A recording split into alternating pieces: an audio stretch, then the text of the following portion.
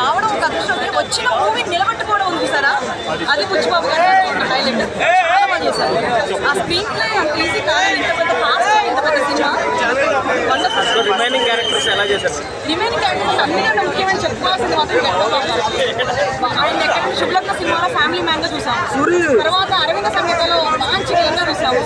దీంట్లో ఒక క్యారెక్టర్ తీసుకొస్తారు, గుర్తు కూడా పట్టలేము, లీనమైపోతారు. మనకు బాధ ఇస్తుంటే చెప్పబోదు అనిపిస్తుంది, అంత చక్కటి యాక్షన్ ఇన్వాల్వ్ అయిపోతారు. ఇంకా మిగతా అందరూ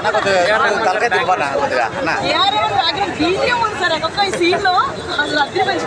మన ఒకప్పటి Johnny Kapoor action towards and చాలా బాగుంటుంది. స్టార్టింగ్ లో కొంచెం చైల్డిష్,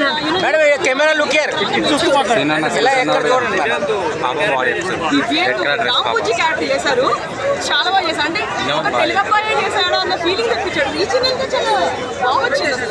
అసలు ఒక్కొక్కరు కేరళ నుండి ఆయన వచ్చి సురేష్ బాబు వచ్చారు, శివరాజ్ కుమార్ అనేసి ఈయన వచ్చారు కర్ణాటక, దివ్యాంతు అక్కడ నుంచి వచ్చాడు మహారాష్ట్ర, తమిళనాడు నుంచి రామ్ చరణ్ గారు మామ్ వచ్చారు. అసలు ఇంత పెద్ద క్యారెక్టరైజేషన్స్ పెట్టుకొని ఉంటుంది అదే సినిమాలో యానిమల్లో ఉంటుంది చూడండి, విషయాలు ప్లానింగ్ అనేసి ఆయన ఉన్నారు దీంట్లో.